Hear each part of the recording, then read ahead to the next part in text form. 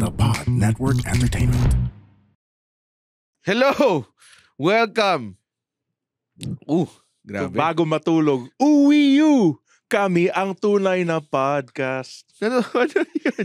Ano yun? Yung Buddy Holly. Hindi ko alam yun. Uwi you, I look just like Buddy Holly. Oh, wow. Buti kumakanta ka, Andren, kasi yung topic natin ngayon ay Music! Yay! Salamat pala kay sobrang Juan Carlos Mojica for the topic. Meron kang discount sa show ko at kay Red. Ha? Yan yung price. Wala! Yes. Wala.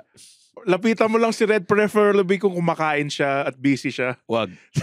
Okay, si Juan Carlos Mojica. Last of the Mohicans. Oo. Kasi hindi nila alam. Hindi nila alam? Ba to give context, Okay. nagpahingi tayo ng topic sa mga tao. Nice. Bago matulog, tinawag yun, dahil nga wala na kami maisip na topic ni Andren, dahil dapat may maisip si Andren, pero alam mo yun, he doesn't pull his own weight sa podcast na to. We left it up to the bago matulogers. And to be honest, Yeah. And to be honest, ang daming pangit na topic. A lot of you disappointed us. We won't do it again, Mhm. honestly. And minsan may mga tao mag-suggest ng topic, tapos ang dami nilang magandang topic. Tapos parang ayaw na, unfair na, inisip ko parang ang weird na pag isang tao na pinagkunan namin. So sinasabi ko lang, yung ibang nanalo, yung ibang hindi napili, Yes. yung ibang hindi napili, hindi talaga kayo napili kasi magaling kayo. Wala, pangit talaga yung topic. You can do better next time. You all can do better next time. Honestly, yung iba, namili pa pati guest. Which following instructions. Kasi topic lang yung hiningi namin. So, automatically parang, what? Hindi naman namin sinabing i-craft mo yung episode namin. Diba? Nagalit pa tayo eh. No? Pero, thank you. You guys make me sick. Thank you sa effort. Pero, konti lang talaga yung magaling. As in like... At in like, nahirapan kami mamili. Hindi dahil maraming choices na maganda. Gusto ko lang i-specify. Like there were 200 na nag-comment. Pinili lang namin doon isa, tas isa sa Instagram. Totoo. Tapos basura. Yung iba. Okay. So ito si... Ano yan? Giancarlo Mojica. Giancarlo Mojica. At ang topic na gusto niya ay... Music taste ni Red at ni Andren.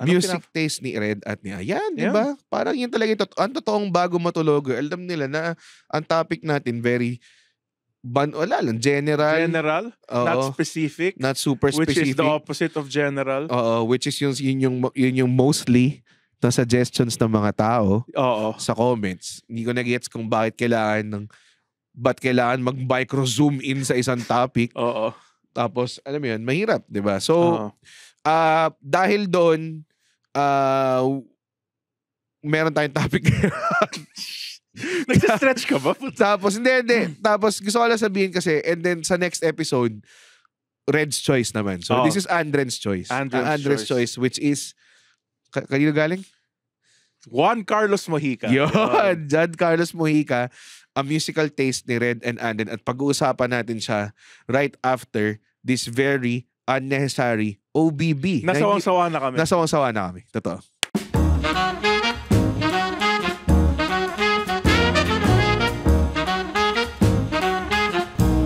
And we're back! Alam mo, to lang, sa recording, hindi naman namin narinig yun eh. Like, we just, mukha lang kaming gago. Mag-pause lang kami for a while. Magtitingin lang kami ng 2 seconds, tapos, I love you. Tapos, mag-clap start kami ulit. And then yun na. Ang weird doon is, pag nagme-make out na tayo, doon naguhubad yung mga tech natin. Naguhubad sila sa booth. Tapos nirarub nila isa't isang utong, mga ganong klase. It's all a sex party. We all a family. Ginagawa talaga nila eh. Hindi talaga kailangan yun eh.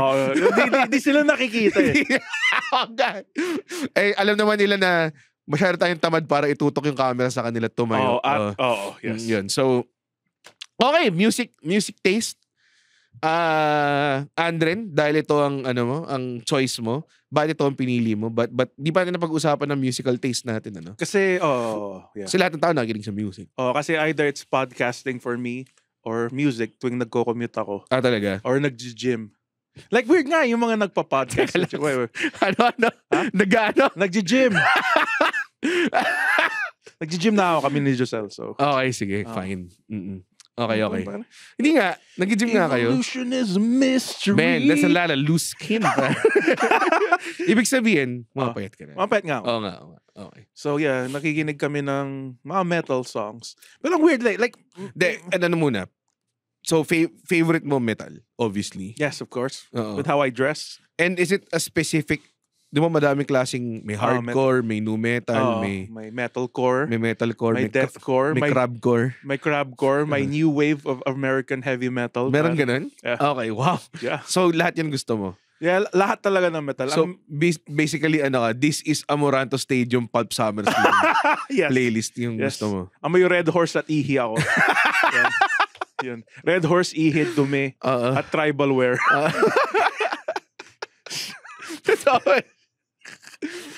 Nalala ko dati. Saka libreng tattoo. Yung tattoo na yung Tamiya lang ng motor. By the way, naroon ako ng Pulp Summer Slam nung eto ata yung 10, yung pumunta yung Lamb of God dito. Tapos may nagbabatuan ng mga bote. Siyempre. Anong laman? Red Horse? Yung plastic na bote. Tapos, yun, minsan may laman tubig. Tapos inisip ko, siguro may hindi tubig dito. Talaga? Oo, tingin ihi. Feeling ko may ihi. Kasi hindi sila nakakaihi. Ganun. Oo. Tapos tinatapon nila doon. Yung tropa ko kasi, hindi to yung sa Lamb of God. Tutugtog na yung Coheed and Cambria. Ito ata yung nag-headline yung August Burns Red. Tapos, ang layo ng CR. Kaya umihin na lang siya doon sa bote. Tapos binato niya? Hindi. Tapos hindi naman siya hayop. Tapos iniwan lang niya doon sa ground. Doon nakakita na ako ng mga ganun. Like, parang naka-attend ako ng music laban. Music laban, tapos, ganun parang may umiihi sa bote. Ganong klaseng type. Music laban! Kasi walang babaeng pag pumunta ka CR, wala na yung pwesto mo Yeah. Yun Siguro yung ratio ng lalaki at babae doon sa mga music laban, as in, 50 is to 1. Talaga ba? Pwede, no? Compared sa Wonderland na mas maraming babae sa lalaki. Like, it might be changing now. Ang dami ko palang bagong matulogers na lumapit sa akin. 2. Mga metalhead ba sila? Tumugtog dito ang Born of Osiris. Yeah, pakinggan mo yung Born of Osiris. Mga pangalan talaga ng mga metal band no? Parang di mo alam kung ini-invento ko lang o hindi. No? Pero paano nagsimula yung metal band? Craze? Hindi, yung sa'yo. Musical taste. Pag musical taste mo to pa. Yung nga, yung mga pinsan ko, mga lolo ko, ay mga tito ko, mga tito tuloy. Tito mo? Tito. Nakikinig sila ng Iron Maiden. Ulul. Kaya nung bata pa lang ako, naririnig ko na, 666, the number of the beast. Mga ganun, tas yun. Nahilig na ako sa metal noon pa. Tas love ko talaga. Ang Iron Maiden, pasok na agad sa metal? Old school sila pero, like, hindi sila pala sigaw. Hindi nga Kaya nga ako parang, di ba parang medyo parang hard rock pa lang sila? Parang gano'n. Hindi, metal, like 80s metal. Like, yung Metallica din naman sumisigaw. Yung Megadeth. Yung fucking Black Sabbath din naman sila sumisigaw. Ang Black Sabbath ba metal? Di ba parang hard rock? Sila yung maraming nagsasabi, sila nag-umpisa ng heavy metal. Hindi ba Metallica? Hindi. Black Sabbath yung nag-umpisa. Pero yung Metallica brought it to the mainstream, I would say. Yung AirPods ko kasi nakikinig siya hanggang dun sa era na yun Like, I think tumigil na siya makinig ng bagong music nung grunge na. Kasi nakinig pa siya ng mga, siyempre Led Zepp, inabot niya. Pero umabot din sa Black Sabbath To the point na, pero hindi na ata Ronnie James Dio na. Ang una kasi si Ozzy Osbourne. Si Ronnie James Dio yung pumalit sa kanya. Oo nga, pero hindi na umabot. Kasi tagal ng buhay ng Black Sabbath Yung finish with my woman called Paranoid. Paranoid yun. Yun yung unang Black Sabbath song na napakinggan ko dahil sa AirPod. Habang kumakain ng cheeseburger. Dahil sa AirPod ko. Tapos, marami rin mga Led Zepp na... Ikaw, ano ba yung hilig mo? Ikaw yung pinaka hindi ko alam. Hip-hop? Hip-hop, malaking bagay hip-hop kasi noong 90s sobrang nag-boom yung hip-hop craze. Lalaki ko. Tawa mo na lang. Inisip ko rin kung paano ako kunin yung drink ko mamaya. So, pero yung 90s nag-boom yung hip-hop craze. Lalo na nung panahon nila Dr. Dre, Eminem type of music. So, naalala ko sa mga pinakaunang kaset ko, Marshall Mathers LP Na hip-hop na hip-hop. Kasi yung pinakaunang kaset ko ata Backstreet Boys eh. Tapos, marami. Kasi ang weird na Marshall reggae lang Mathers. siguro hindi ko gusto. Dude, kasi pare-pares like, okay, magalit. Na-trouble na si Victor sa... Diba peace and love tayo, mga Rastafarians? Peace and love. Si Victor pinaulan na ng mura ng isang reggae fan. May punto siya. Kasi, check. all that, pare. Tapos yung Peace and keyword, yung reggae keywords lang yung narinig mo. Peace, love, Zion, weed, good vibes. Good vibes. Ganja. Pero, good vibes tayo. Ang AirPods ko kasi, I think apart from hip-hop, yun, lahat pinapakinggan niya. So, nung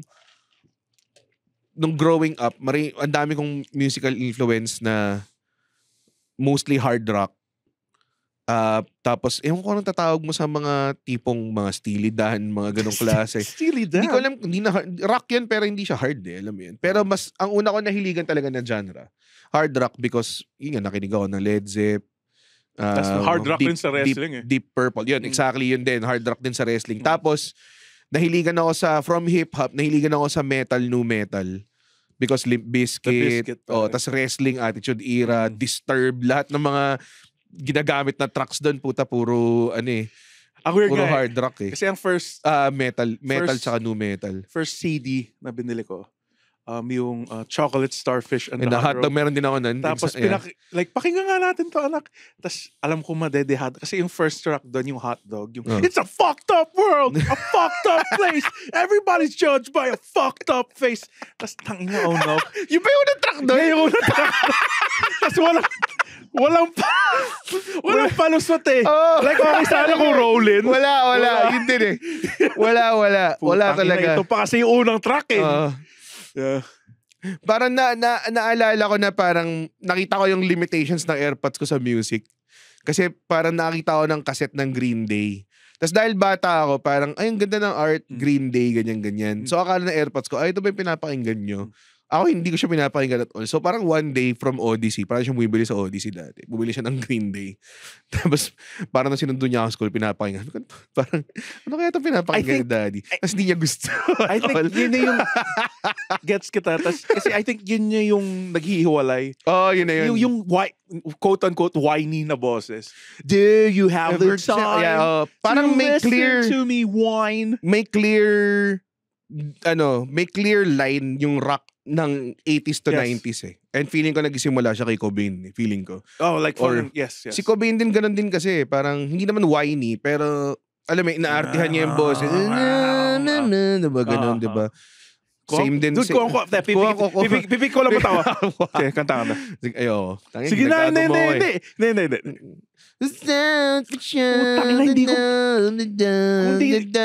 Kung di kita kaharap ngayon. Alam kong gagaguhin mo, pero ginawa ko pa rin. Gusto ko lang sabihin. Di ba pero totoo, di ba? I'm a creep. Diba? Radiohead. Diba? By the way, siguro may mga Radiohead fans na magagalit sa'yo na kasi yan lang yung alam mong kanta ng Radiohead. Marami yan namang kanta ng Radiohead. I think I'm paranoid. Di ba sila yun? I think I'm paranoid. Gago garbage yun. Garbage ba yun? Same lang yun. Ano pa mga... alam ko na. Radiohead. Mga tipong... Hindi, wala talaga. Pare, Video Killed the Radio Star. Hindi, Radio ba yun? Hindi. Daan yan. Alam ko, weird yung pangalan na. The presidents of the United States yan. Coffee break. So, yun talaga yung tripa mo talaga. Lahat ng pinsan ko pati. Hindi ka tumigil hanggang ngayon? Incel music. Kasi ako yung nu metal face ko tumigil. Para natapos na ako nung POD, tapos na ako. Parang gano'n. Ako nagpapapansin pa nga ako sa class ko like sa live of POD. Kasi pinapatugtog nila yung nung 90s yung NSYNC. Tapos wuss music yan. Yung mga wuss music. Kinukuha ko, tapos pinapatugtog ko yung System of a Down, yung Needles. Tapos walang natuto. Sa mga ano rin no? Sa mga newgrounds.com, yung mga incel animation na nagbabarilan nila. Usually toxicity yung ginagamit di ba? Tapos nangyari yun yung mga Dragon Ball fights, puro mga Linkin Park. yung Pero metal pa ba yun? Kung Linkin Park? Yung metal sila. Okay. Hindi ko alam. Pasok ko parang, pero medyo hip-hop, rap, rock. Meron din sila. May ganun din sila, diba? Kahit yung Limp Bizkit, nag-rap si Fred Durst. Yun nga eh. Oo nga, no? Sa bagay. So yung ba ibig sabihin ng nu metal, medyo may pagka-white boy, white boy rap. Pare, white boy rap is the best rap, pare. Tignan mo si Eminem, Vanilla Ice, diba? Post Malone. Taylor Swift. Si Post Malones. Post Malones. Post and the Malones, pare. So yun yung katapusan ng musical taste episode natin. Hindi, marami pa. Parang ikaw, nag-evolve ba yung musical taste mo? Marami nga ako, parang... Like, pag-usapan natin yung music ngayon. Di ba, you trip mo yung isang band eh, and it's raining in Visayas. Sino pa ba? Puta, sobrang sikat nila eh, ngayon. Hindi ko nga sila kilala. Kasi, tingnan mo naman yung t-shirt mo, alam ko namang hindi mo makikinig. Putang inang yan. Malalaman nyo ba nakikinig sa under ng Lola Amor? Hindi, I mean, like, ngayon mo sinong kumanta nung sino? Si Unique. Yeah. Nakapasok siya sa... Medyo nag-mainstream success naman talaga si Unique ng Intense. Tapos yung may fans na Paniki. Meron akong love-hate relationship. Hindi naman love-hate. Pero meron ako on and off relationship with OPM Indie. Kasi dahil nga artist tayo, nasa eksena tayo, madali lang... Kunwari, lalo na dati, wala kang gig masyado, minsan pupunta ka lang sa bar na pinag-gigan mo, minsan kilala mo yun, or parang pupunta ka sa isang place na kilala mo yung mga tao, makakapasok ka, ganong klase, or alam mo mura lang yung, alam mo yung happening. So, pupunta ka, manonood ka, tapos doon mo lang ma-discover yung mga banda dati. So, matagal na ako nagtatry na hindi naman nagka-try, maging super like knowledgeable sa lahat. Pero ang dami rin kasi talagang banda dito eh. Pero may phase sa buhay ko na ang pinapakinggan ko lang mga tipong Sino Sikat, ganun, Nico Maca plus Playground, mga ganun klase. Out of Body Special. Out of Body Special. Out of Body Special could crawl so Lola Amor could fly. Yun eh. Pero ito the Out of Body Special! That ain't hip-hop! What everybody says yan, pare. Pero at the same time, syempre in tune ka rin sa mga dumarating din ng mga banda. Dati, meron akong pinapakinggan dati na banda na hindi ko na mahanap ngayon kahit sa Spotify called Enemies of Saturn. Kung may nakikinig dito na alam yung Enemies of Saturn. Dude, may dalawa silang kanta na parang sabi ko, dude, saliva level siya na nu metal. Saliva? Dude, talaga. Was my mother always right? Click, boom!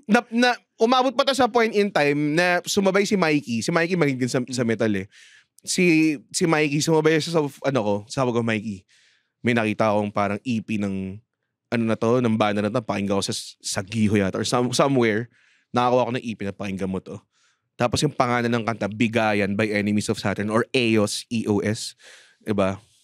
Dude, ang ganda talaga eh. Tapos ngayon hindi ko na makita, pare. Ako rin like may isang band. Wala na.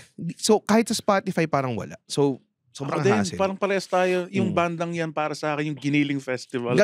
Meron ba? Meron pa rin. Yung hari ng metal, pare. Meron pa. Giniling Festival, di ba ang drummer nun yung si... Bogart the Explorer. Si Bogart the Explorer. Si Marco. Alayo eh. Pare. Hari ng metal.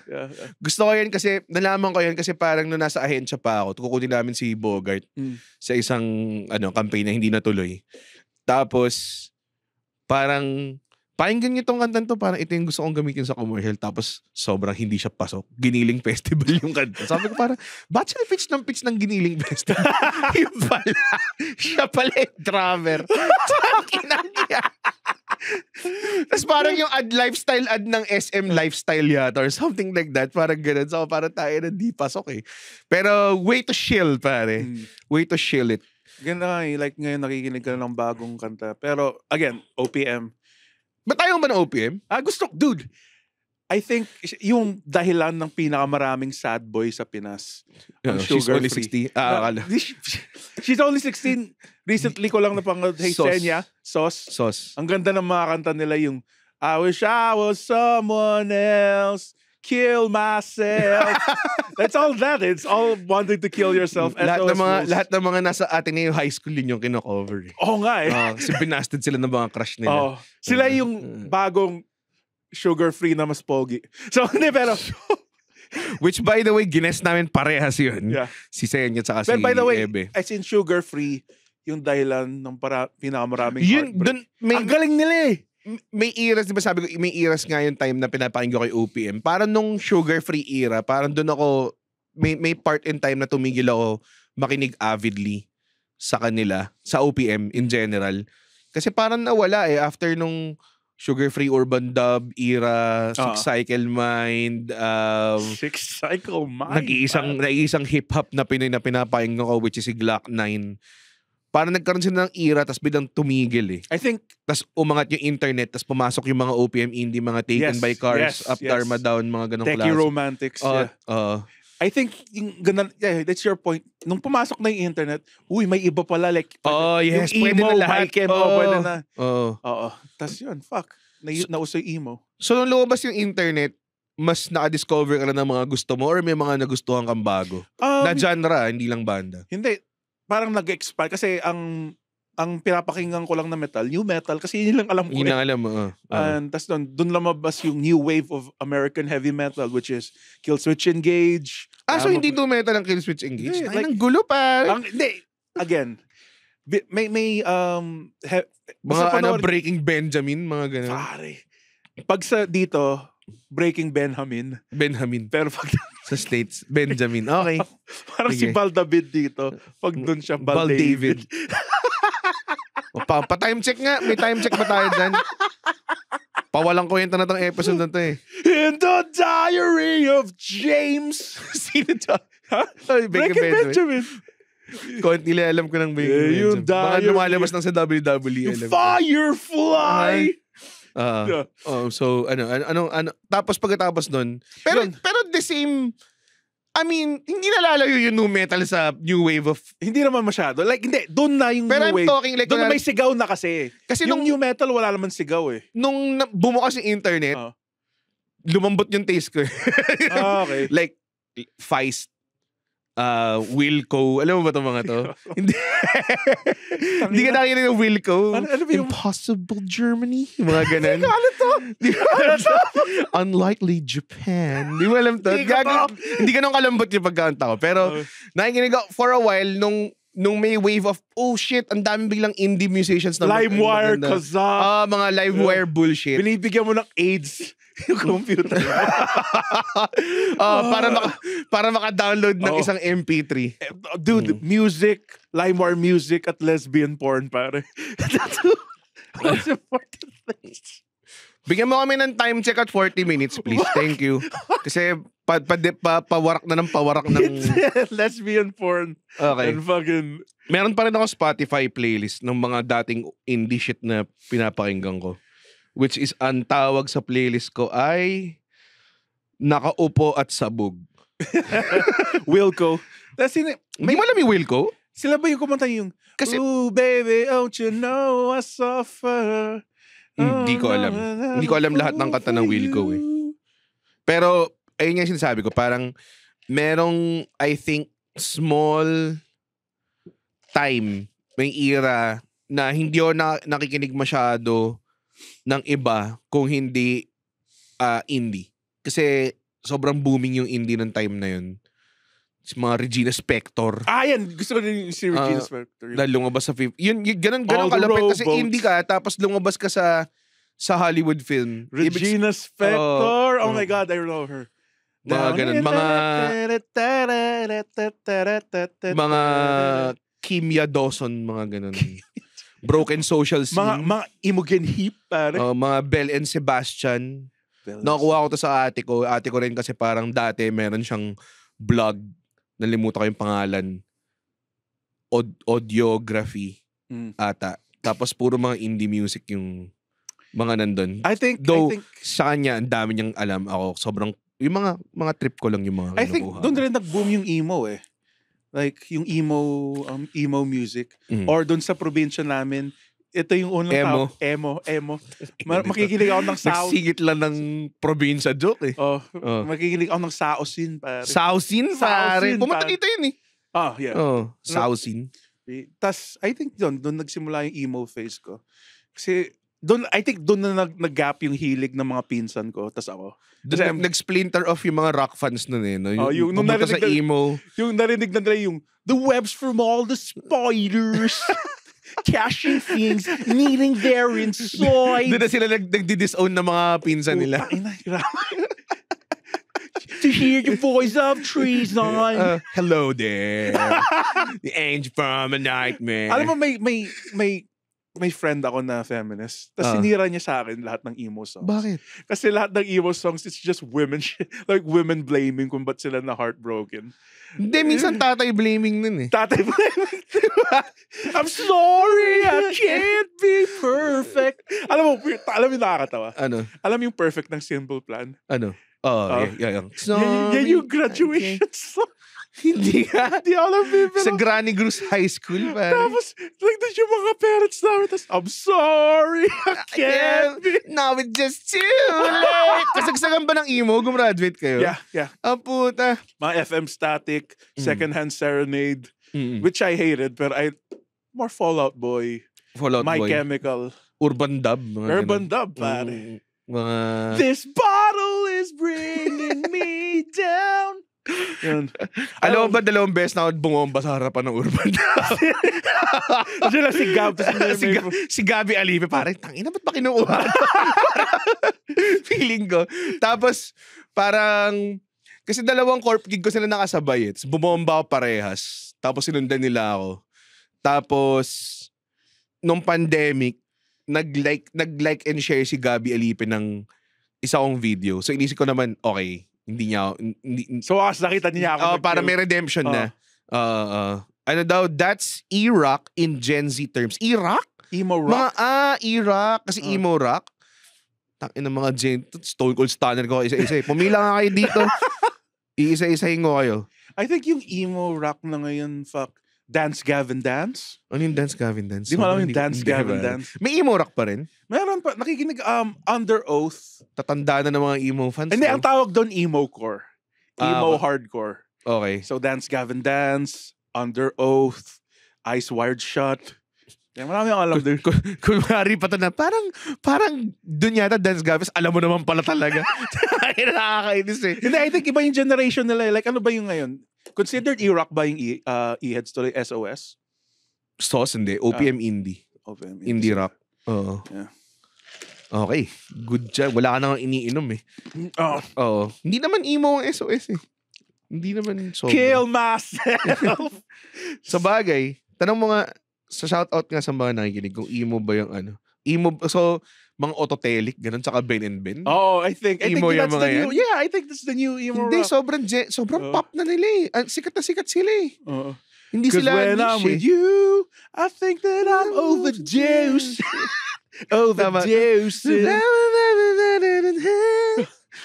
Shout out, dude. I love it. Maganda yung Roses.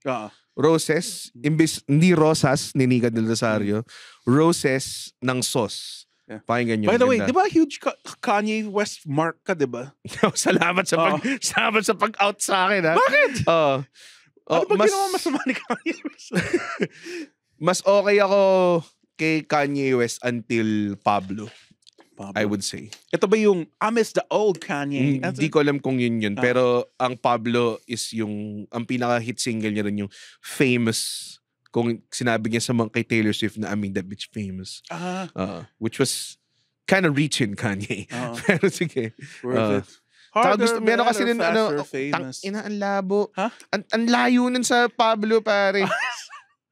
Sobrang nauna pa nga sa My Beautiful Dark Twisted Fantasy para sa akin best hip-hop album of all time. Yan ba yung may Stronger?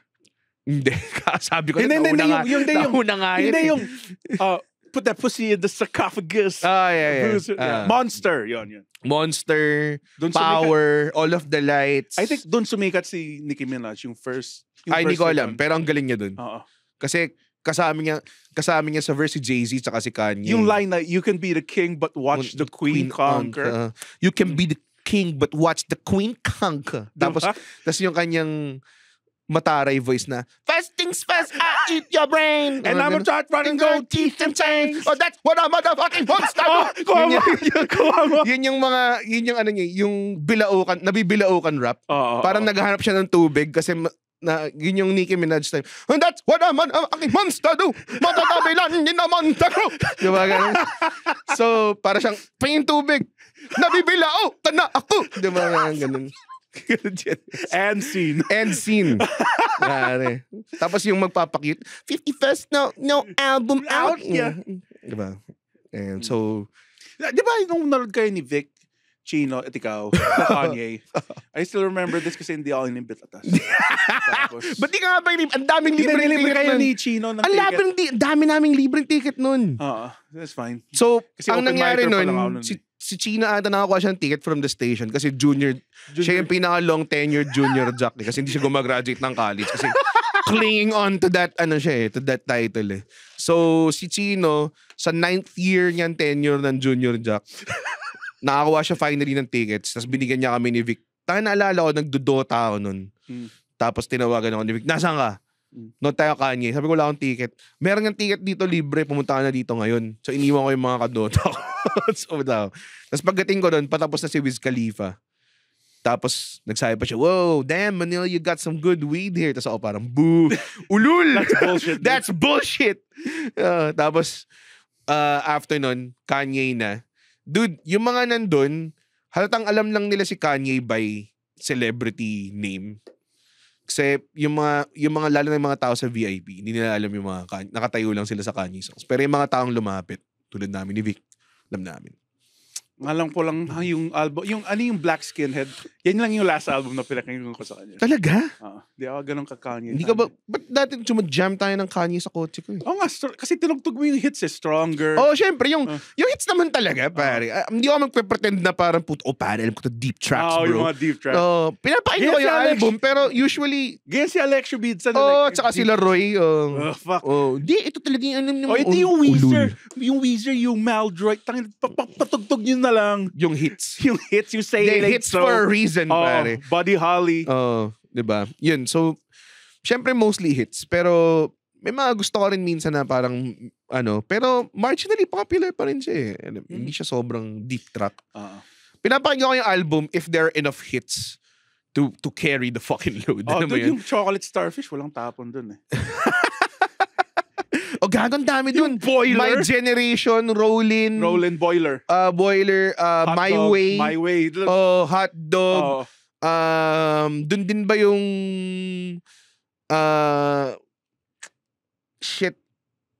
Break Stuff? Hindi, iba yun. Ay, iba ba yun? Yun natin yung first hit nila, no? Sa $3 bill ata yun. Yun yung Mission Impossible theme. Nandun diba? Puta, napaka sikip. Tight. Tight album. Tapped out like Ken Shamrock, pare. I would say, sa OPM, madami rin namang parang albums na I keep saying, sino sikat. For some reason, tumatak sa akin yung album na yun. She's based eh. Hindi naman dahil sobrang doon. based ni Kat. Pero parang doon ako na-expose sa putang ina, ang ganda ng tunog ng nitong mga to, unlike I love anything this else. band. I love this band. Pero they started the whole new wave of like artsy, poety. Sino? Urban Dub tuloy. Up Dharma Down. Sila talaga. Si Army talaga. Ganun kanta yun! Hindi yung indie. Yung mga indie girls. Indie girls? Yung wise men say only fools. Nagtatawanan na ako. Mga breathy, mga breathy. Yung mga breathy. Yung mga breathy sounding. Hindi naman siya, I would say. I think sumikat sila Army, sila Up Dharma Down. Kasi sobrang may They're good. They're fucking awesome. Pinasok silang bagong flavor of sound and flow. Riz Lansangan daw. Tingnan mo, kupal tong mga to. Mga Moira, mga ganun. Pero... Mas Cynthia Alexander. This is Cynthia Alexander definitely nagsimula ng mga ganyang Pero kasi, ang difference ni Up Dharma Down sa ni Cynthia Alexander is, si Cynthia Alexander, medyo alienating yung sound niya eh. Kasi kung totoo, pare, I mean, I'm not knocking. Si Sid daw. Loko-loko. Si Siddhartha. Si Sid naman. That's the newer. Newer eh. Yeah. Parang, si Sid masasabi mo, meron pa siyang bagong flow na medyo cute. Hindi siya breathy eh. Cutesy siya eh. Parang, di ba? Tila, tala. Ayan, there you go. Tingnan mo to, ginagawa nito mga to, binabackstab natin yung mga... tapos hindi nakikita mo kanila. Hindi nakikita mo kanila tayo yung okay pa ako sa mga... Okay, to get on track, I think ang ginawa ng Up Dharma Down is na hindi nagawa ni Cynthia Alexander is parang may parang sort of bridging connection pa rin siya with mainstream. Hindi mo pwedeng sabihin na indie pa yung Up Dharma, hindi sila nagsimula, pero puta, lahat ng tao alam yung oo. Oh my God. Diba?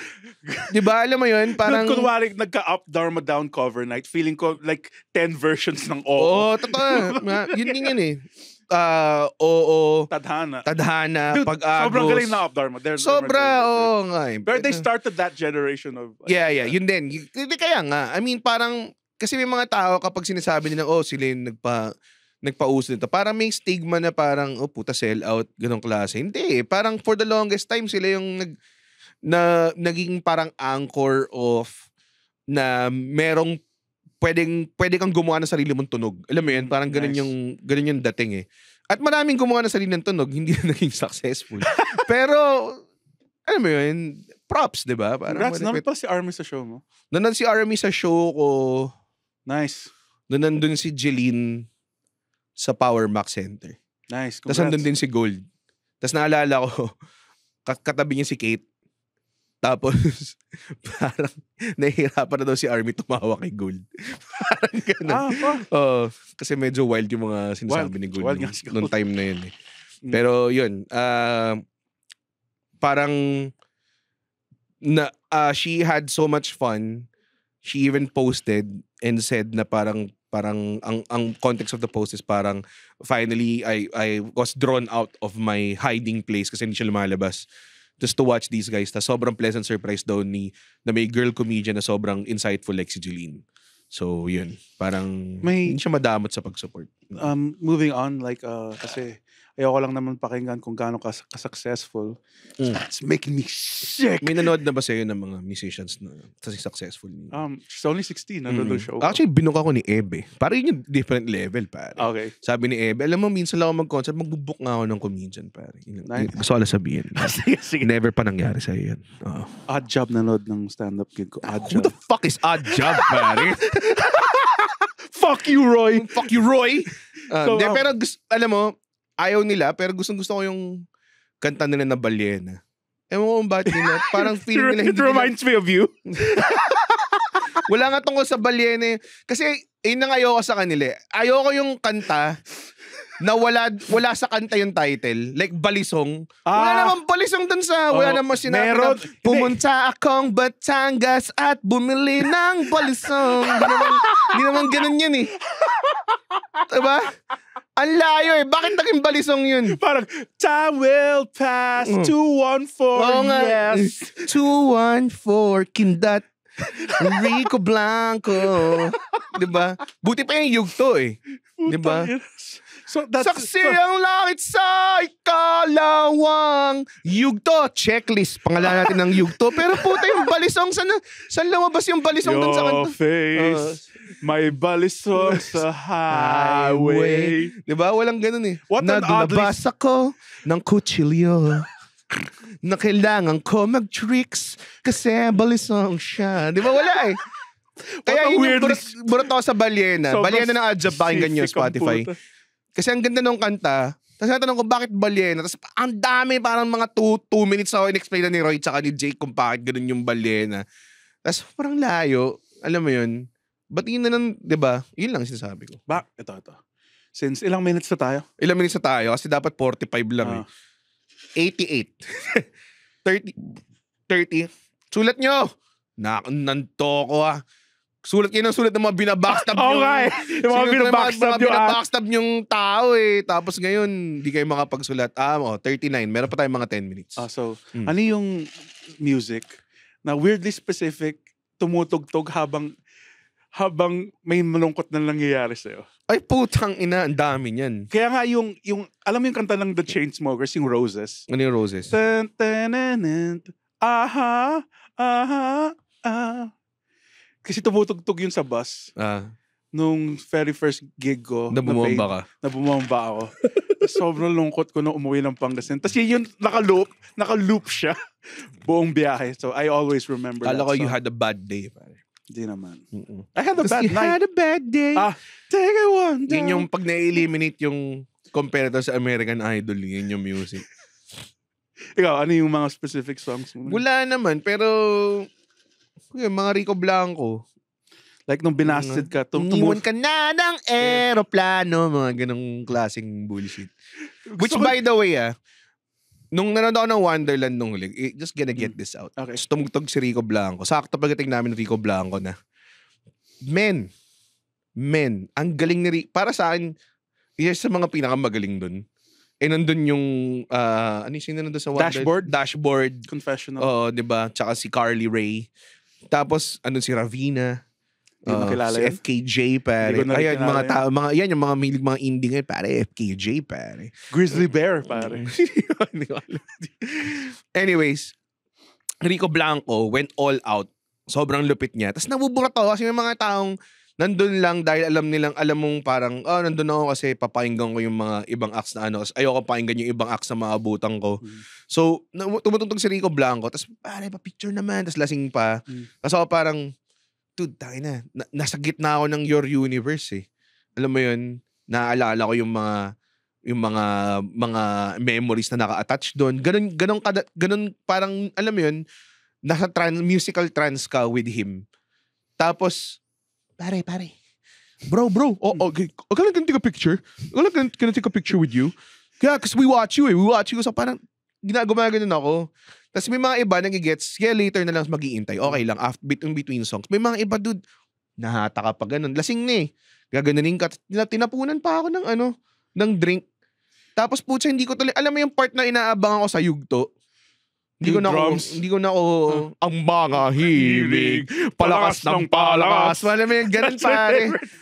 Gusto kong gawin kasi doon sa part na yun, pag bubulong na si Rico Blanco, ibubulong ko kay Kate.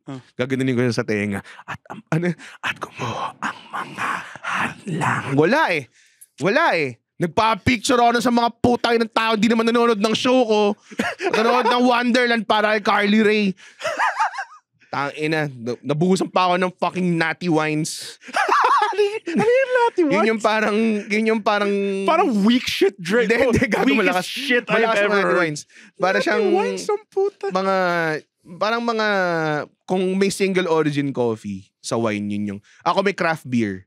Craft wine siya. Hindi rin eh. Parang mali din yung parang mas single origin coffee yung dating. Sige. Hindi ko alam. Pero nabuhusan ako ng craft wine na masarap. Tinikman ko. Dinilaan ko. Sarap itong craft wine. Thank you, Bamvinos, for the craft wine. Na binusa shoulder ko. Hindi ko tuloy nagawa yung at kumuha ang mga hadlang. Usong-uso yung bulong so rin ba niya kasi dati. may isang part din na yung grabe malamit si Rico Blanco nun. Tinugtog niya yung yugto. Sa mix niya ginawa to. Tapos meron siyang weird hat. Dude, tribal hat. Core memory. Sorry, magiging Rico Blanco fandom na to. Nung nilabas niya yung Your Universe na album, tumugtog siya sa NU Rock Awards. Tapos Home of New Rock, pare. Sa mga nakakaalala. Tapos kami ni Trian, si Trian, comedian dati, vocalist ng The Oemons, na ngayon abogado na't may anak. Yeah. Life hit hard, pare. So, nag-open mic kami dati sa Alchemy. Which is dito lang actually. Dito lang. Fuck. Ito yun. Sa may Silver City din. Sa taas lang ng Starbucks. Actually, yung Starbucks dati parang Alchemy yun. Nag-open mic kami dun.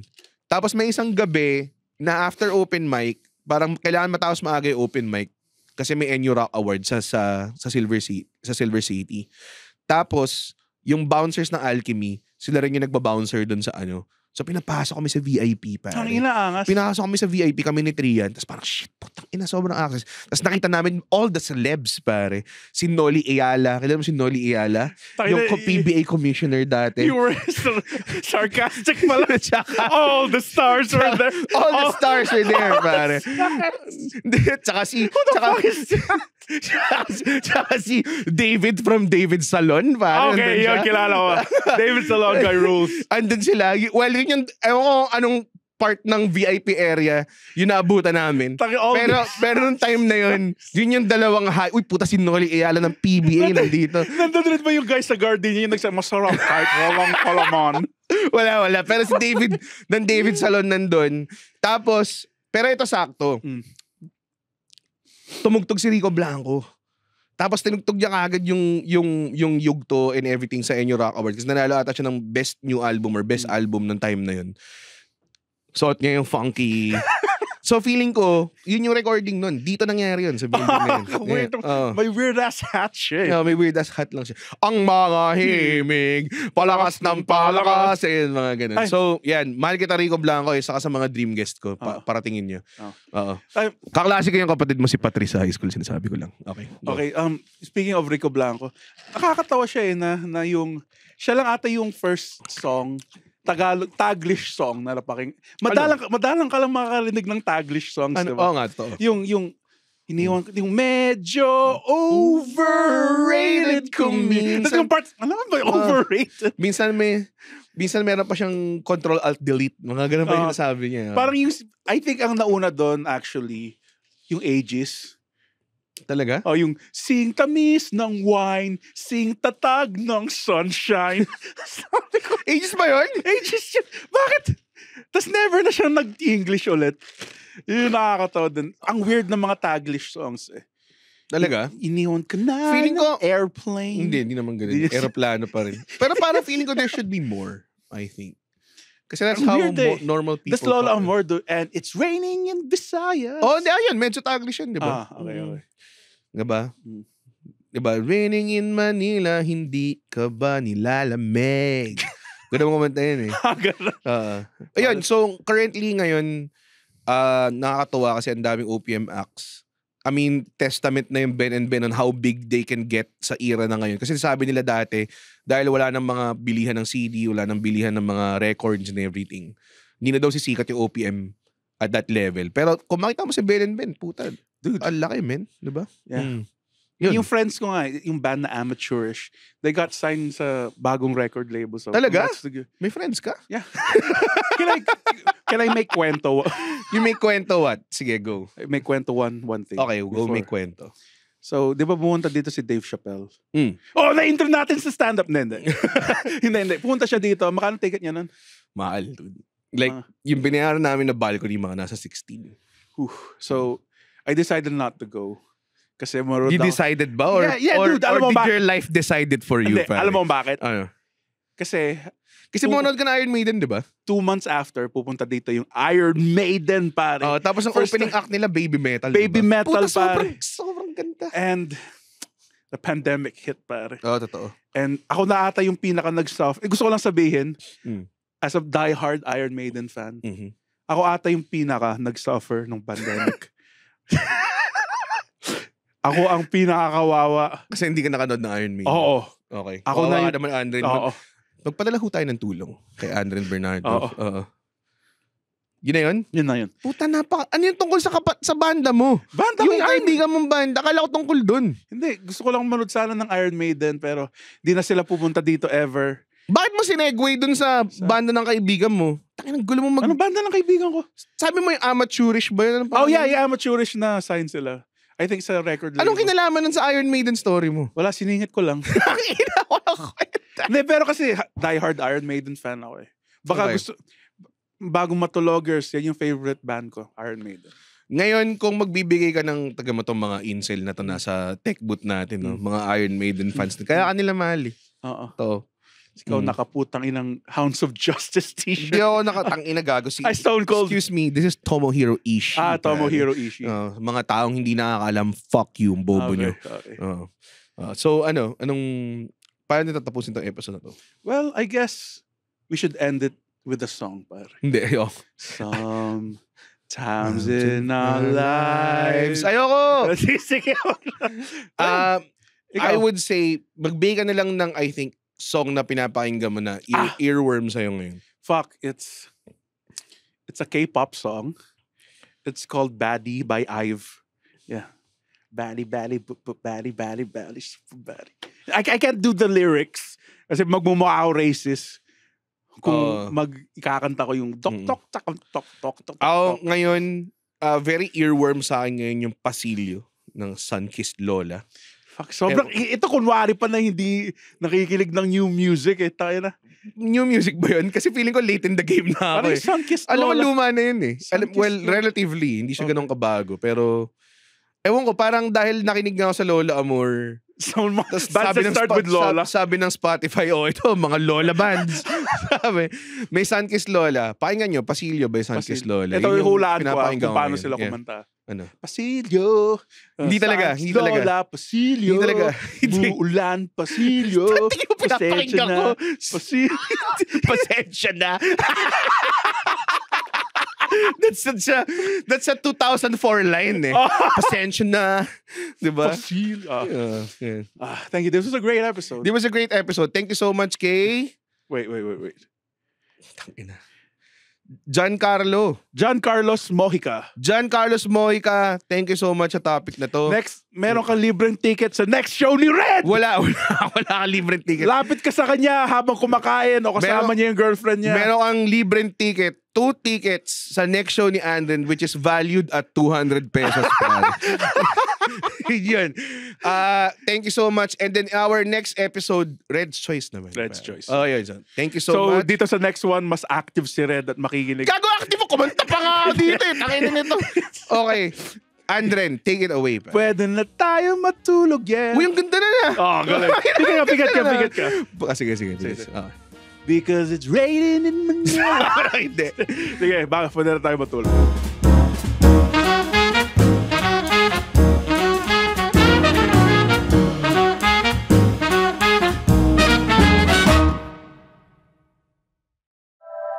The opinions of podcast creators, hosts, and guests are not necessarily reflective of the official stance of the Pod Network Entertainment, its hosts, or other network programs.